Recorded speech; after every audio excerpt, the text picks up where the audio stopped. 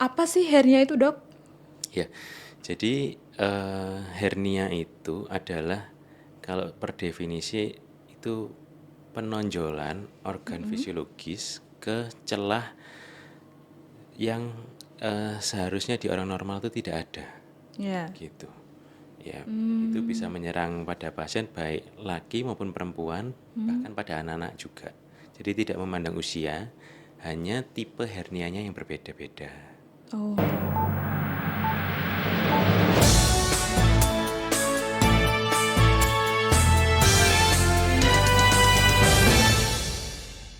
Hai Sobat Menur, dari Detak Detik Podcast, sehat diawali dari diri sendiri, mulai dari sekarang dan mulai saat ini. Sobat Menur berjumpa lagi dengan Herlina di Ruang Bincang Sehat.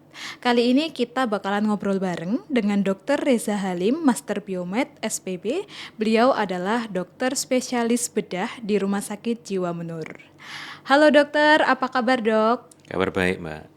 Waduh, luar biasa ya dok ya. Ya, Oke, Dok, kali ini kita bakalan ngobrol bareng tentang penyakit hernia ya, atau yang orang kenal itu adalah turun berok ya, Dok. Bener nggih, ya, Dok ya? betul. Nah, saya langsung tanya-tanya ya, Dok ya.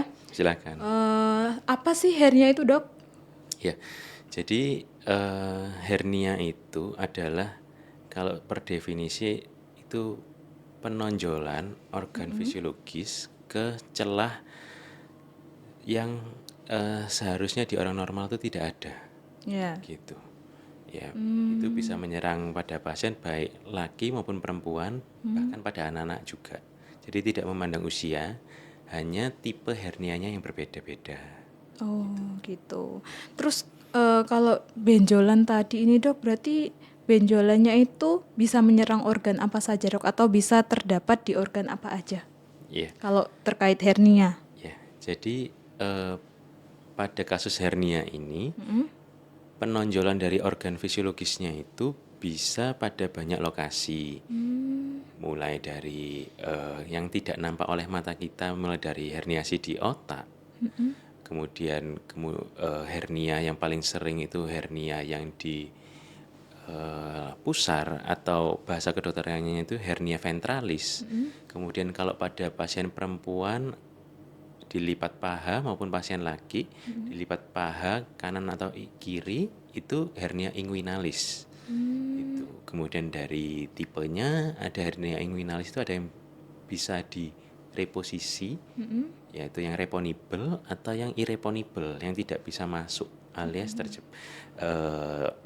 terjepit tapi tidak menimbulkan gangguan secara fisiologis.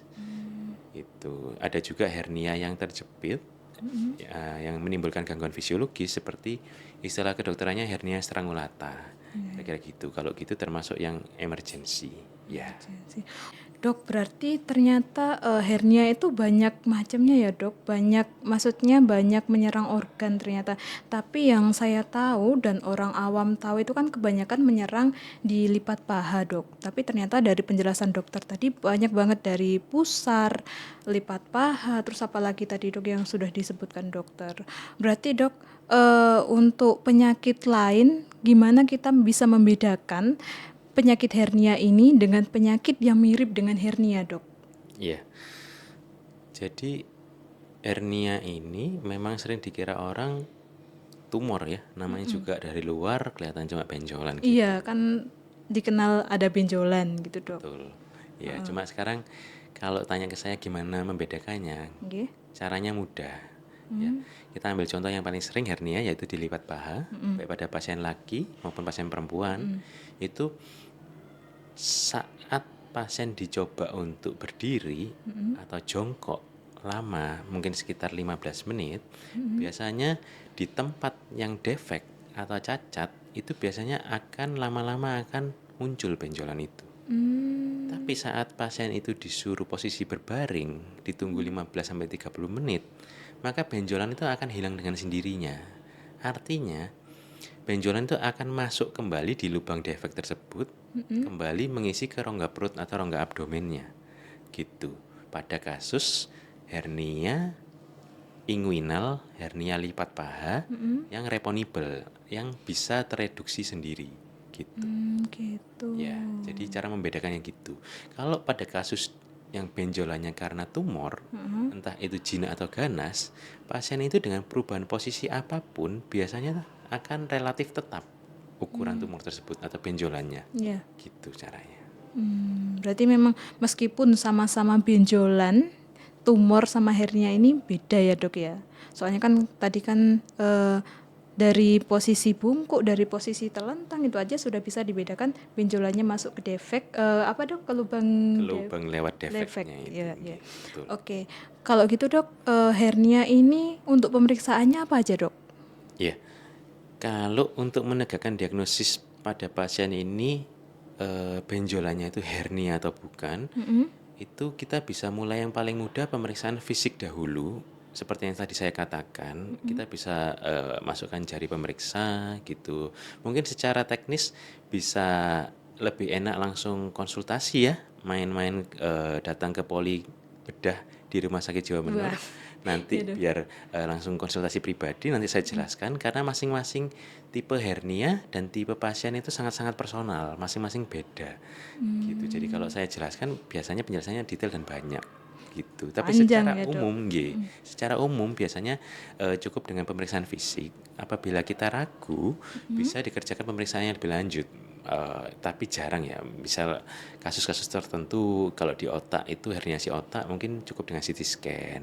Pada kasus yang meragukan di abdomen, rongga abdomen, hernianya kadang hernia itu tidak nampak, tidak menonjol di luar, tapi usus atau organ abdomen itu terjepit di dalam rongga abdomen. Jadi pasien datang dengan gejala muntah-muntah, lemas, pucat, dehidrasi, kekurangan cairan. Perutnya mungkin bisa awal-awal itu tenang seperti orang normal, atau mungkin kalau fase lanjut sudah bisa kencang, tegang kalau sudah mulai perforasi. Artinya apa? Hernia yang kelihatannya sepele, ternyata pada rongga perut, hernia yang terjadi di dalam rongga perut itu juga termasuk salah satu kegawat daruratan di bidang kami, di bidang bedah. Gitu. Nah, diagnosisnya gimana? Kalau masih ada waktu untuk mengerjakan pemeriksaan penunjang, biasanya bisa kita kerjakan MRI abdomen, MRI perut. Nah, dari situ nanti akan bisa teramati, ternyata di dalam rongga abdomennya itu terjadi jeratan, entah usus atau organ abdomen lainnya yang bisa menimbulkan gejala klinis pada pasien tersebut. Gitu. Dan karena ini termasuk kasus kegawat daruratan, tentunya membutuhkan penanganan operasi yang juga cepat, yang emergensi juga. Iya, ya. Berarti susah juga ya dok kalau kayak tadi nggak ada benjolan yang nampak tapi ternyata dia ada hernia di usus atau abdomennya. Betul. Wah, kalau gitu dok, untuk setiap kasus hernia apakah harus ada tindakan operasi dok? Ya. Jadi biasanya pasien kalau datang ke saya ya, itu sudah dalam fase yang lanjut. Jadi bukan saat benjolan itu muncul pertama kemudian langsung konsultasi. Biasanya pasien itu akan menganggap aku sembuh kok. Baru muncul sekali, 2 kali, 3 kali sembuh kok.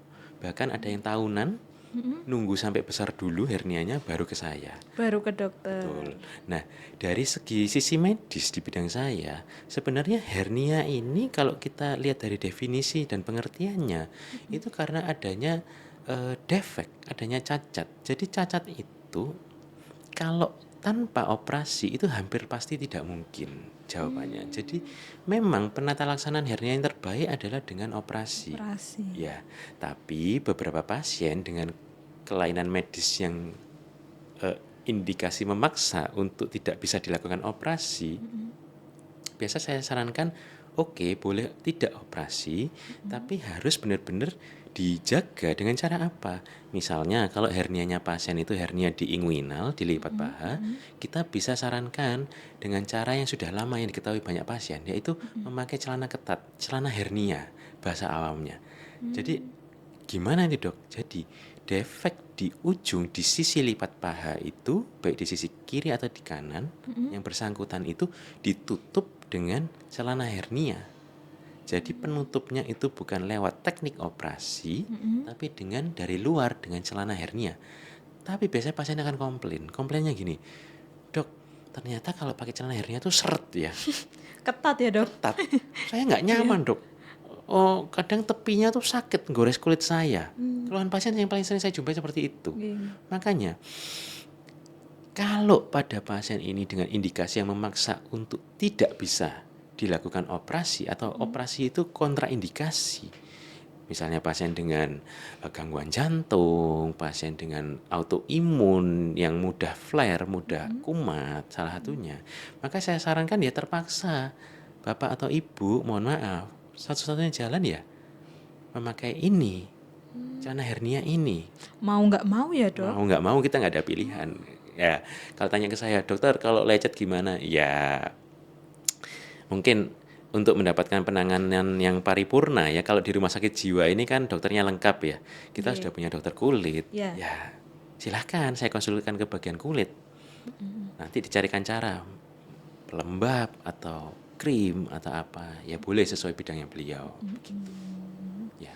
Ya, karena tadi juga mereka periksanya juga udah kondisi yang terlambat ya, Dok. Jadi konsekuensinya memang harus terpaksa mau nggak mau pakai celana hernia. Betul. Celana hernia itu kayak apa, Dok? Saya kok baru denger nih, Dok. Saya jujur saya belum pernah tahu, Dok. Ya, jadi celana hernia itu biasa di beberapa apotek kadang ada yang jual. Jadi celana hernia itu modelnya seperti celana biasa sebenarnya. Hanya di tepi-tepinya itu dilebarkan sekitar 5 sampai 7 cm dan berbentuk seperti sabuk yang melingkari lipat paha itu. Oh, gitu. Jadi bagian yang defek Mm-mm. itu sudah tertutupi Oleh celana hernia oleh tadi. celana itu dari luar. Hmm. Gitu. Masalahnya kita sebagai manusia kita tuh kadang duduk, jalan, tiduran, jongkok. Nah, posisi-posisi perubahan itu bisa menyebabkan gesekan dari sabuknya itu, tepi sabuknya itu dengan kulit. Kulit. Biasanya lecet, pasien-pasien sering mengeluhnya. Biasanya ditambah sendiri sama padding, dikasih bantalan sendiri sama pasien. Ya, boleh. Memang jadi, mohon maaf ya, menurut saya itu agak ribet. Pasien juga ngeluh gitu, dok, mas ribet. Tapi ya saya kembalikan, kalau memang dari pasiennya kontraindikasi untuk operasi, ya nggak bisa apa-apa. Gitu. Iya, Dok. Kalau untuk operasi sendiri nih, Dok, di rumah sakit jiwa menur bisa ya, Dok? Ya, jadi di rumah sakit jiwa menur ini alat yang tersedia sudah lengkap. Udah lengkap. Metode operasi yang mau dipilih biasanya akan konsultasi pribadi dengan saya di poli juga bisa dipilih. Mau dengan teknik bagaimana. Biasa pasien suka diskusi. Pasien itu kadang kepingin tahu, dok, kalau saya sudah di sini, saya dioperasi gimana sih? Nah, beberapa pasien kan penasaran ya. Wajar, maka namanya juga orang di bius sudah tidak tahu apa yang dikerjakan operasinya. Ya biasanya saya jelaskan di poli berikut dengan keuntungan dan kekurangan masing-masing metode operasinya. Jadi pasien itu tetap boleh memilih dan pada akhirnya kalau pasien itu sudah sampai di titik di mana sudah dok, menurut dokter baiknya gimana? Oke, nggak apa-apa. Saya akan kerjakan sesuai yang terbaik untuk pasien itu. Ya. Keren ya, Dok, ya sekarang di rumah sakit jiwa menur. Jadi udah ada operasinya, sekarang udah ada alatnya lengkap, fasilitasnya lengkap ya, Dok ya. Kalau operasi di menur ini, Dok, bisa pakai asuransi dan BPJS nggak, Dok? Ya. Jadi di rumah sakit jiwa menur itu selain alat dan metode operasinya itu lengkap, dicukupi dari rumah sakitnya, untuk sistem pembayaran jaminannya pun tidak perlu khawatir karena kita sudah, rumah sakit ini sudah siap menerima pelayanan BPJS Kesehatan, BPJS Ketenagakerjaan maupun beberapa asuransi. Jadi pasien itu sebelum operasi itu sudah akan menerima penjelasan dari dokter, dari saya, termasuk juga dari administrasi untuk menjelaskan jaminan pembayarannya itu apa, sesuai atau perlu ada tambahan seandainya kalau yang dijaminkan oleh asuransinya itu ternyata ada batasannya atau ada plafonnya seperti itu. Iya. Wih, keren nih sudah bisa menggunakan asuransi lain maupun pakai BPJS ya, Dok. Ya, betul. Oke, kabar baik nih untuk Sobat Menur. Jadi kalau misalkan mau konsultasi tentang penyakit hernia atau mungkin mau konsultasi langsung dengan Dokter Reza terkait penyakit apapun yang memerlukan tindakan bedah, bisa langsung datang ke Rumah Sakit Jiwa Menur. Untuk jadwal ini Dok, hari dan jam prakteknya mungkin bisa disampaikan ke Sobat Menur. Oh ya, jadi untuk jadwal pelayanan poli bedah Rumah Sakit Jiwa Menur mulai dari hari Senin sampai hari Jumat. Kemudian untuk jam kerjanya, jam polinya mulai pukul 8 sampai pukul 1 siang. Dari hari Senin sampai hari Jumat bisa. Kemudian kita juga ada pelayanan poli eksekutif. Kita juga menerima pasien-pasien yang kepingin langsung datang konsultasi tanpa ribet atau tanya asuransi atau langsung pengen datang ketemu saya, boleh. Kita ada pelayanan poli eksekutif juga mulai dari hari Senin sampai hari Jumat, juga dari jam 2 sampai jam 3 siang. Ya. Itu gimana Dok cara daftarnya? Janjian dulu nggak? Kalau misalkan ada Sobat Menur nih yang mau ketemu dokter di klinik eksekutif. Ya, jadi kalau pelayanan poli eksekutif memang rutin dibuka sesuai jadwal. Kalau mau datang langsung, monggo boleh silahkan. Kalau mau istilahnya seperti booking atau bikin appointment dulu berapa hari sebelumnya boleh. Nanti bisa hubungi kontak admin rumah sakit dari customer service-nya bisa. Atau beberapa pasien yang sudah pernah konsultasi dengan saya, biasanya saya berikan juga nomor handphone saya. Jadi bisa untuk janjian langsung dengan saya, nanti tinggal disettingkan dengan adminnya mau hari dan jam berapa. Jam berapa? Berarti fleksibel ya Dok, bisa by janjian lewat WA ya Dok? Ya, boleh. Oke dokter, terima kasih ya Dok sudah bersedia meluangkan waktunya di ruang bincang sehat ini untuk berbagi informasi kepada kami semua, kepada Sobat Menur di luar sana tentang penyakit hernia. Sobat Menur, nantikan bincang sehat selanjutnya hanya di Detak Detik Podcast. Sehat diawali dari diri sendiri, mulai dari sekarang dan mulai saat ini. Salam sehat selalu.